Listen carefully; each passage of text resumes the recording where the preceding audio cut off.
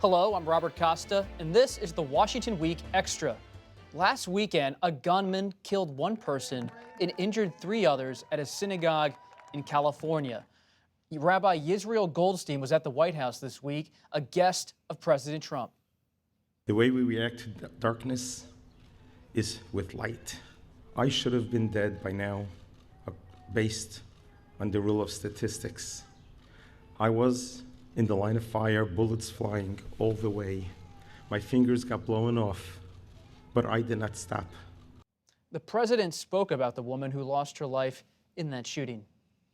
We mourn for the loss of one extraordinary member of that congregation, Lori Gilbert Kay, who stood in front of the shooter and gave her life to protect her rabbi. What was behind this shooting, and what is being done to stop violence like this?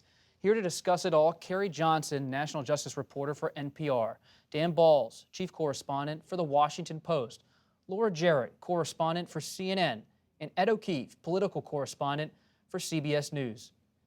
Carrie, when the Department of Justice grapples with violence of this nature, that can be white nationalist, that can be anti-Semitic, what are they doing to address it across the country in terms of law enforcement, in terms of surveillance?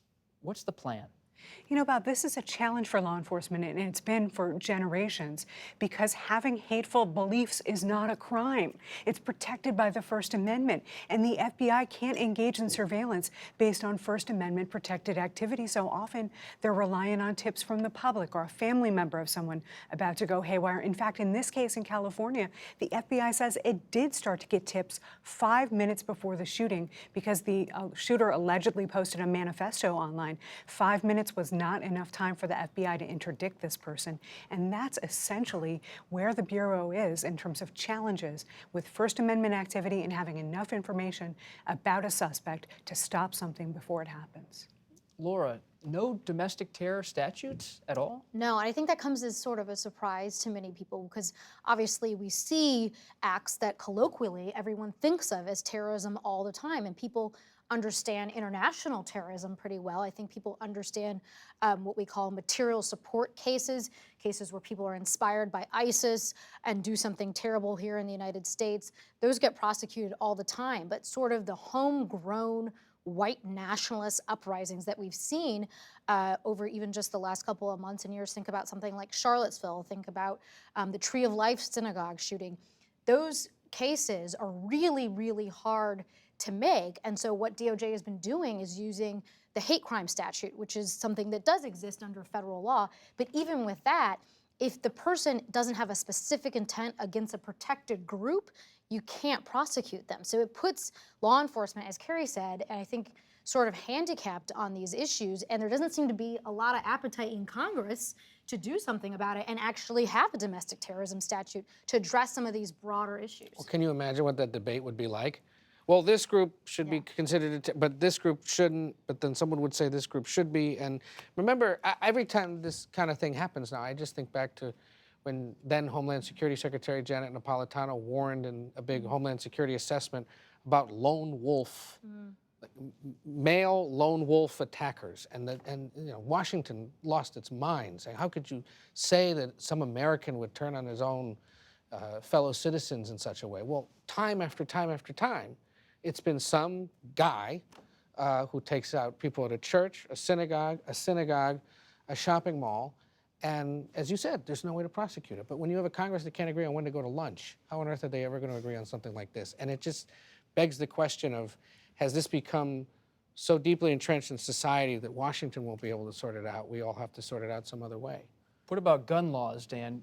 After tragedies and shootings like this in the past, there has sometimes been a clamor for changes to federal gun law. Is that happening this time, or does it speak to Ed's point about the reality of gridlock on Capitol Hill? Well, it speaks directly to the issue of gridlock, and it speaks in some way to the worrisome situation that we've become callous to these things, and we move on so quickly that we don't even think about, well, what could be done, and particularly in the area of gun legislation. I think that those have been tried enough, and I think the political system has been frozen on that front and can't move forward.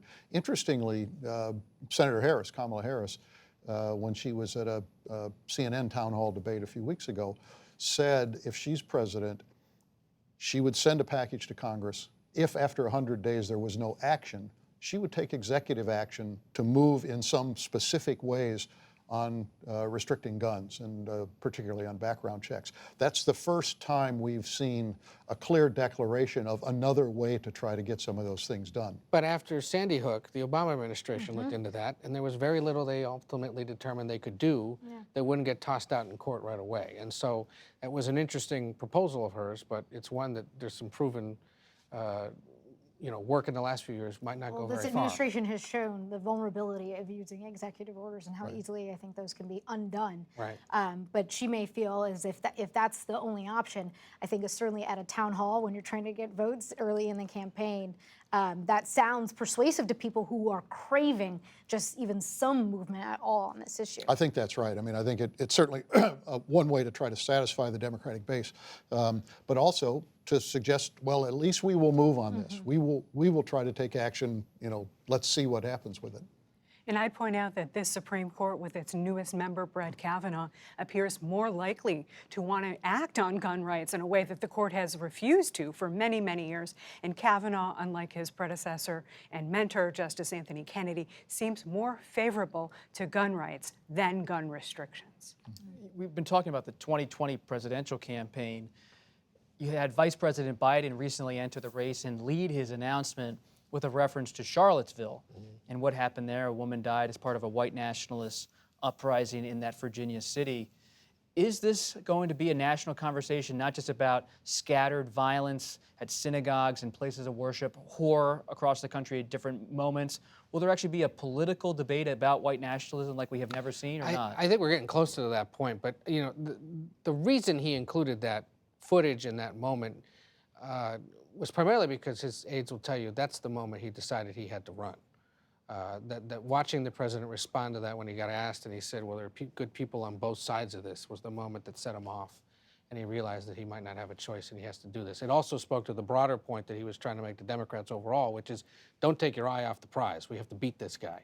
This is one of the most abhorrent, galling moments in Biden's view of the president's tone and sort of words, not doing anything to unite the country, but he could have used any number of instances, Democrats would say, and it won't necessarily just be about that, but there's a broader argument to make, and Democrats certainly enjoy making it, that he is responsible for a lot of this, or he's stoking it.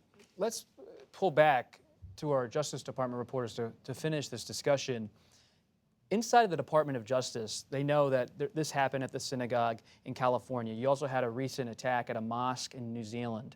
You had black churches in Louisiana, a synagogue in Pittsburgh. What do law enforcement officials make of this wave here in the United States, but also globally?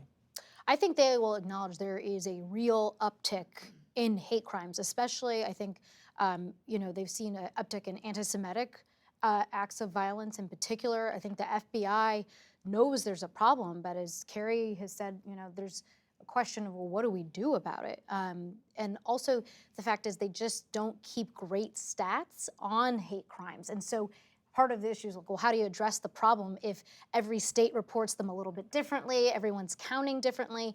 And so again, it's part of what the value would be in having a domestic terrorism statute is there might be some more uniformity to it. But right now it appears officials are, it's sort of just, this is the hand that we're dealt. All we can do is enforce the laws.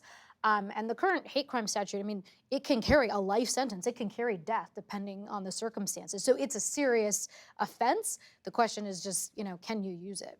And one of the things I've been hearing from retired FBI agents in particular is they are concerned that streams of hatred that originate maybe in the United States spread to New Zealand, spread to Australia, and these people are radicalizing each other online just the way we saw after 9/11 certain kinds of extremists radicalize. And it's very difficult for law enforcement, international law enforcement, to share information about those threats and act on them quickly. This is going to be one of the challenges moving forward.